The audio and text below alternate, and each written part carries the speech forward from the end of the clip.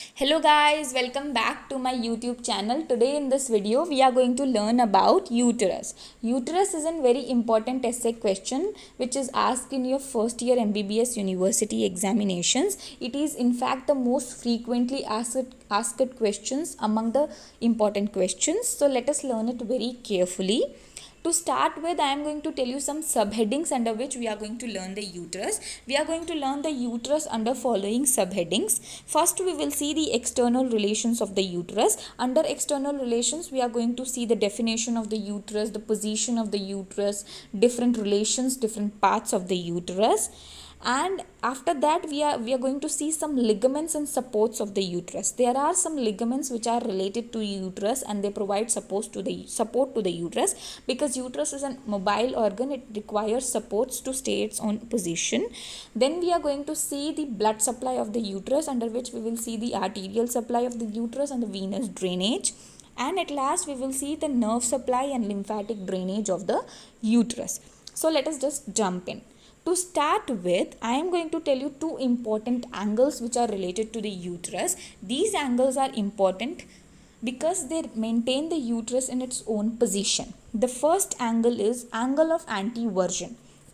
It is the angle made by the uterus with the vagina. So uterus makes an angle of 90 degree with the vagina, and this angle of 90 degree is known as angle of anteversion.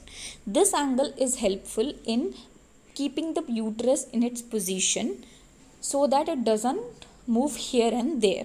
And the second angle which is important for keeping the uterus in its position is angle of anteflexion. So uterus is basically divided into fundus, body and cervix. The body of the uterus makes an angle of 120 degree with the cervix of the uterus.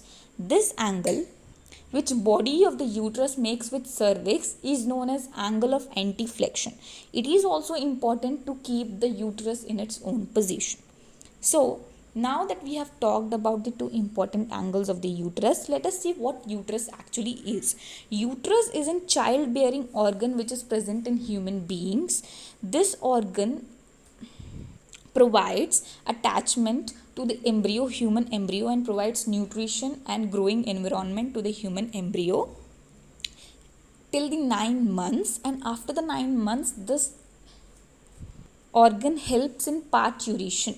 Okay, now coming to where this uterus is present. The uterus is present in the female pelvis.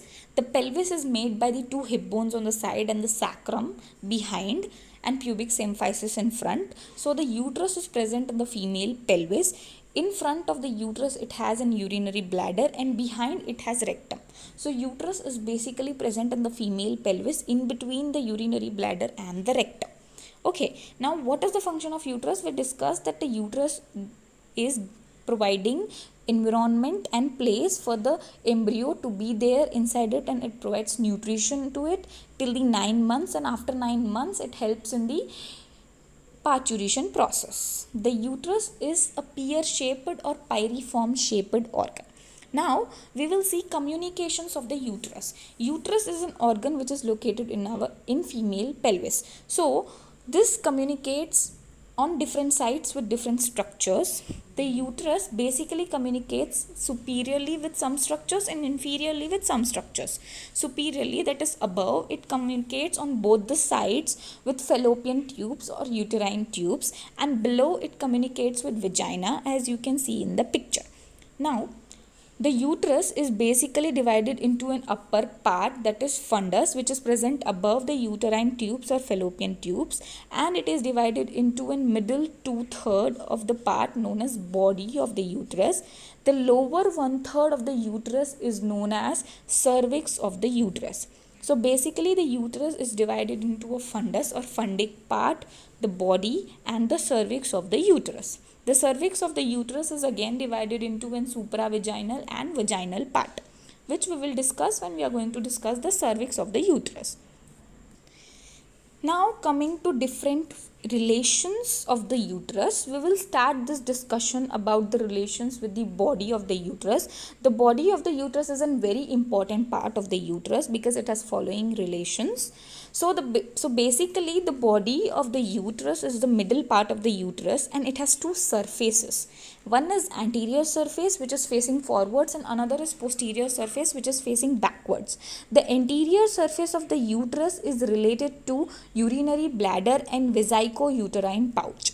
The posterior surface of the uterus is related to coils of ileum and jejunum, that is small intestine, and rectovesical pouch. These vesico-uterine pouches and rectovesical pouches are nothing but pouches formed by the peritoneum. So basically, the peritoneum of the human body forms pouches in between, pouch-like structures in between the urinary bladder and the uterus, which is known as vesico-uterine pouch, and in between the uterus and the rectum, which is known as rectovesical pouch. These pouches are related to anterior and posterior surfaces of the body of the uterus respectively. Now, the body of the uterus has two lateral borders which are rounded and convex. These two lateral borders are actually the supralateral angles of the body of the uterus. They are known as cornua of the uterus. So supralateral angle of the lateral border of the uterus, which is rounded and convex, is known as cornua of the uterus. This cornua of the uterus, or the body of the uterus, cornua of the body of the uterus, provides attachment to following structures. It provides attachment to uterine tube or fallopian tubes, number 1. Number 2, it provides attachment to the ovary, ligament of ovary, and the third one, it provides attachment to round ligament of uterus. You can see it in the picture shown in the figure. This is a very important point about the body of the uterus. Now moving on to the second part of the uterus, that is cervix of the uterus. The cervix of the uterus, as I told you, is divided into an vaginal part and an supravaginal part. The supravaginal part of the cervix of the uterus has following relations. These are as follows. The supravaginal part is related anteriorly, that is in front with the urinary bladder, and posteriorly, that is backwards with the recto-uterine pouch and the rectum. Okay, and in sides, the supravaginal part of the cervix is related to the ureter and the uterine artery. The vaginal part of the cervix is in direct communication with the vagina. It opens into the vagina through external os, which is a sphincter. The vaginal part of the cervix leads to cervical canal, which opens into the vaginal part through external os or external, which is a sphincter. The vaginal part of the cervix is located inside the vagina. Now there is something called vaginal fornix present at this place. This is the space between the vaginal part of the cervix and the vaginal wall. So there is a space present between the wall of the vagina and the vaginal part of cervix, and this space is known as vaginal fornix. It is a part of vaginal part of cervix. Now this vaginal part, as I told you, leads into the cervical canal. This cervical canal is a small fusiform shaped part of the cervix. It has two openings in it. The first opening is known as external os, and the second opening is known as internal os. So the cervical canal of the uterus, which is fusiform in shape, has two openings, external os and internal os.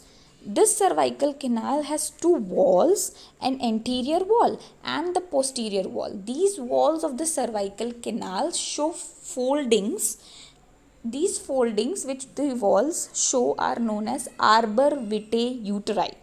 Arbor vitae uteri. These arbor vitae uteri, these folds, they interlock with each other and close the cervical canal.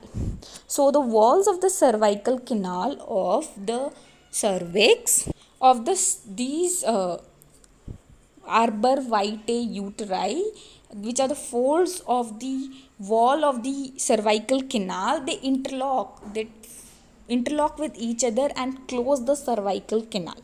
Okay, now coming to the fundus part of the uterus. It is a very important part of the uterus because it provides the site for implantation of the growing embryo, and it is present above the fallopian tube. The part of the uterus which is present above the fallopian tube is known as fundus, and it is very important because it provides the site for implantation, as I told you.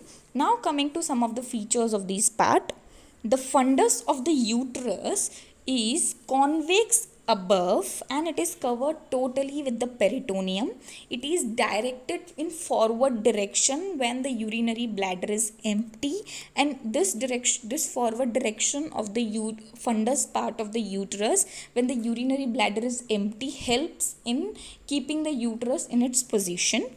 Okay, and this is very important as it provides the site for implantation of the embryo.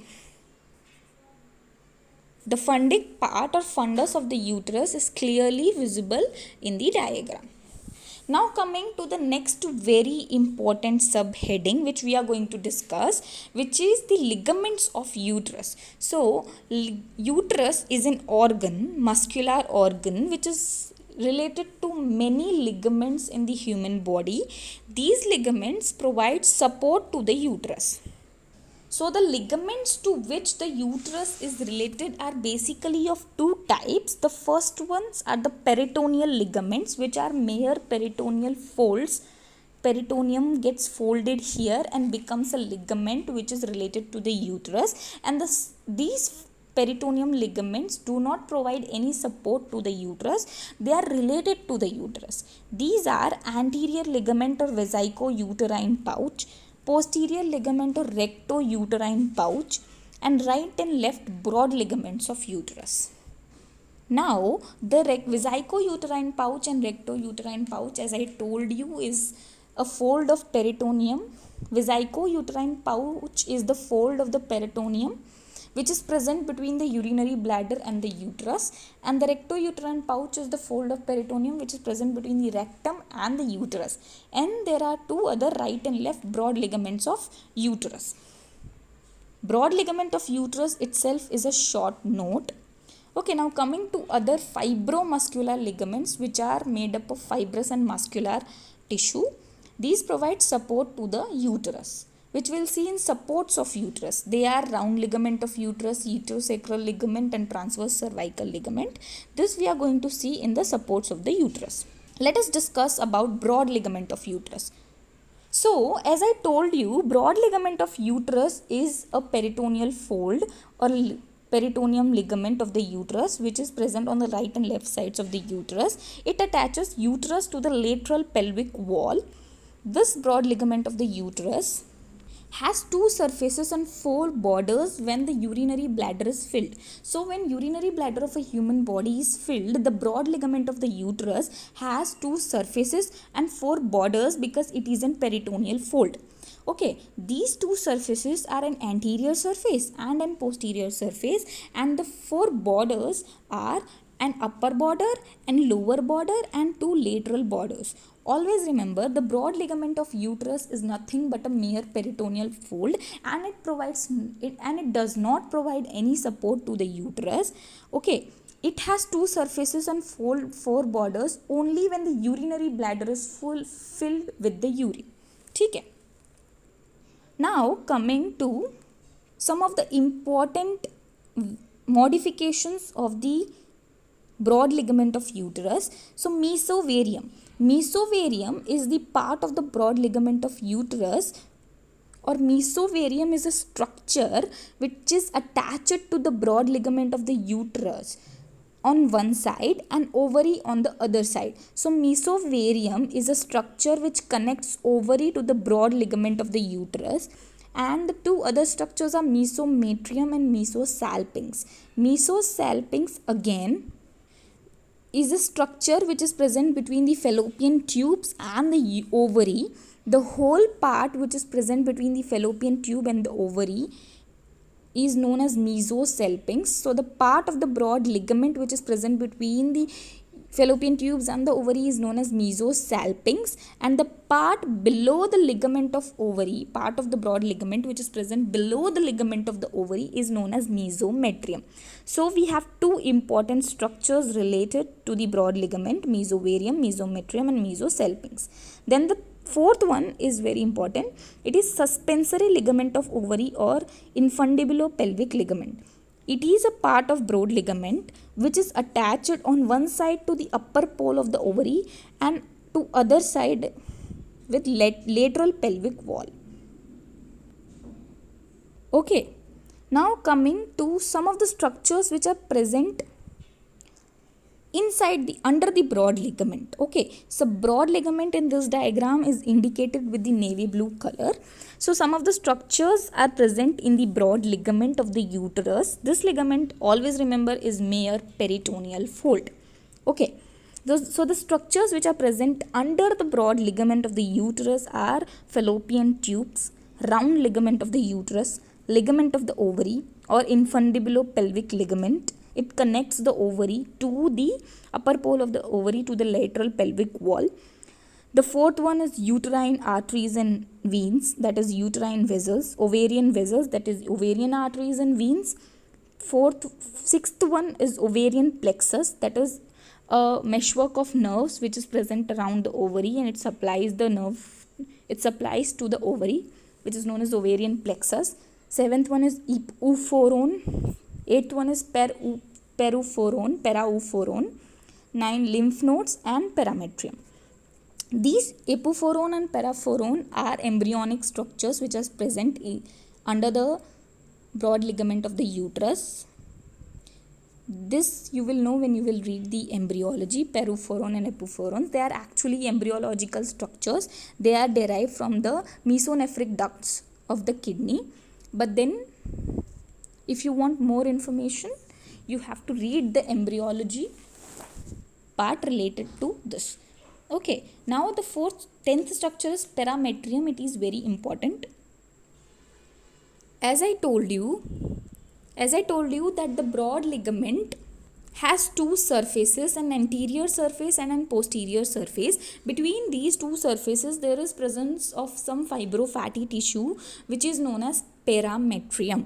So there are total 10 structures which are present under broad ligament. Always remember, broad ligament can be asked as a short note in your examinations. Now coming to the supports of the uterus. Now you might think, why do uterus need the support? The uterus needs support because it is a mobile organ and it can always come out of the body through vagina. Okay, so uterus requires supports to stay in its own place. To stay in the pelvis, female pelvis, uterus requires some support. These supports help the uterus to stay in its own position. So uterus has basically two types of supports. One is a primary support and another one is a secondary support. The primary supports are again of two types. One are muscular supports which actively support the uterus, and other ones are fibromuscular supports or mechanical supports. The muscular supports or active supports of the uterus, let us first discuss this. The first one is pelvic diaphragm. Now, the pelvic diaphragm is formed by the pubococcygeal part of levator ani muscle. Okay, it supports all the pelvic viscera which are present, and it prevents the rise in intra-abdominal pressure due to which the uterus might move here and there. So the first one is pelvic diaphragm. The second one is perineal body. Perineal body is a node which is made up of fibrous and muscular tissue present in the pelvis. It is a node present in the pelvis. To this, 10 muscles are attached, and this node helps in providing support to the uterus, active muscular support to the uterus.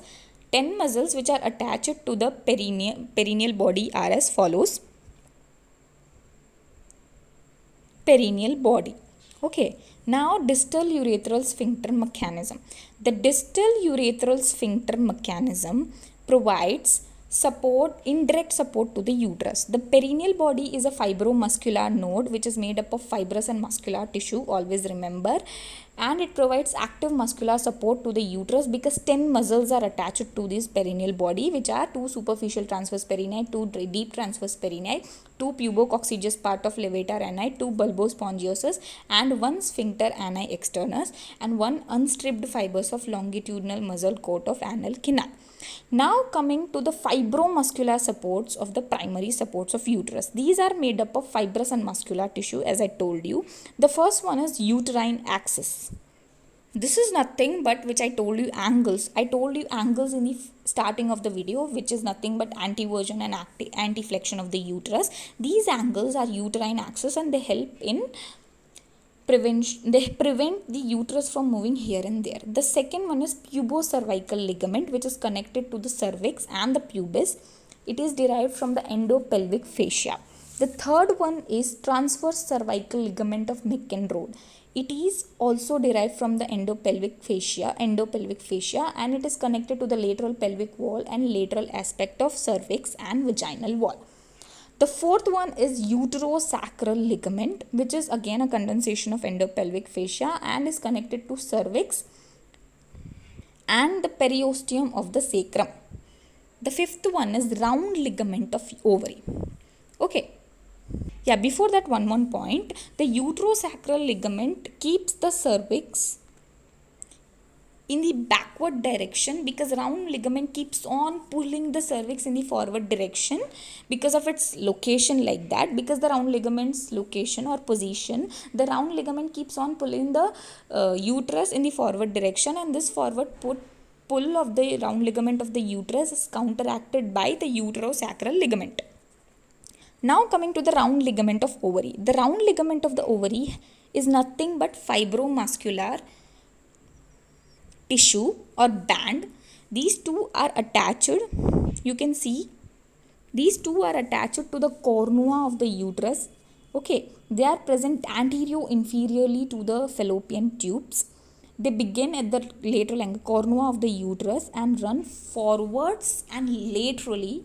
Okay, and they pass through the inguinal ring and transverse inguinal canal to end in labia majora of the female vulva. So, the round ligament of the ovary are fibromuscular supports to the uterus, which are attached to the cornua of the uterus and runs forwards and laterally, passing through the inguinal canal and inguinal ring and merge with the labia majora of the female vulva. You can see in this diagram pubocervical ligament, transverse cervical ligament of the Meckenrode, uterosacral ligament. Very important point. The uterosacral ligaments keep the uterus in the little bit backward direction from the forward pull of round ligament of uterus, because round ligament of uterus keeps on pulling the uterus in the forward direction because of its following position. Okay, now coming to the fourth very important subheading of this part or uterus, which is nothing but blood supply of the uterus. The uterus is basically mainly supplied by two uterine arteries and little bit by ovarian arteries. Uterine artery is a branch of anterior division of the internal iliac artery. It mainly supplies the uterus, and partly the uterus is also supplied by ovarian arteries. The uterine artery give branches to many other structures apart from uterus. These are vagina, medial 2/3 of fallopian tubes which are attached to the uterus, ovary, ureter, and structures present under the broad ligament of the uterus. Okay. Now coming to the venous drainage of the uterus.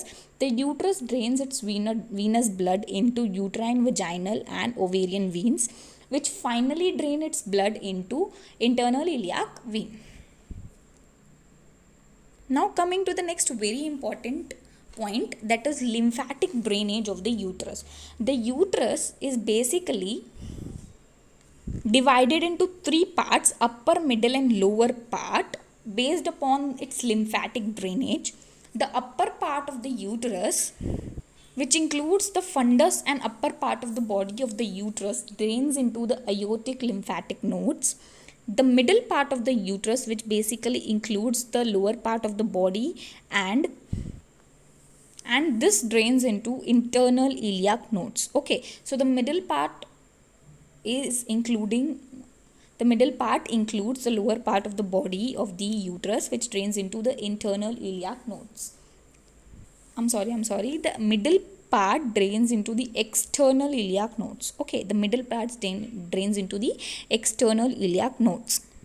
The lower part is including of cervix of the uterus. It drains into the internal iliac nodes and sacral nodes. Also, one more point, the upper part of the uterus, which includes the fundus and the upper part of the body, also drains in superficial inguinal lymph nodes. So, the upper part drains in aortic and superficial inguinal lymph nodes.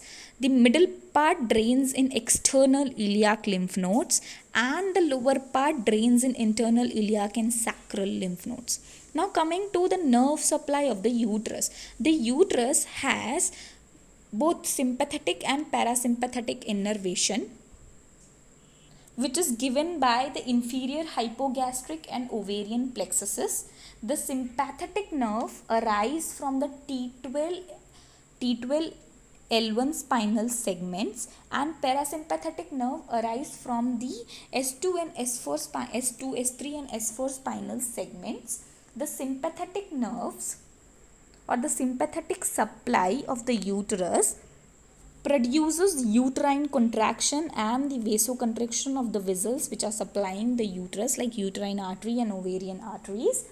And the parasympathetic innervation, which is coming from the S2 and S2 to S4 segments of the spinal cord, helps in inhibition of the uterine contraction and vasodilation of uterine vessels.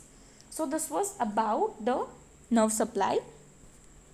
Also, there's one more point. The pain sensation from the body of the uterus is carried along the sympathetic nerves, and from the cervix of the uterus it is carried along the parasympathetic nerves. Okay, so thank you for watching the video. If you like the video, please press the like button, subscribe to the channel and hit the bell icon. Thank you.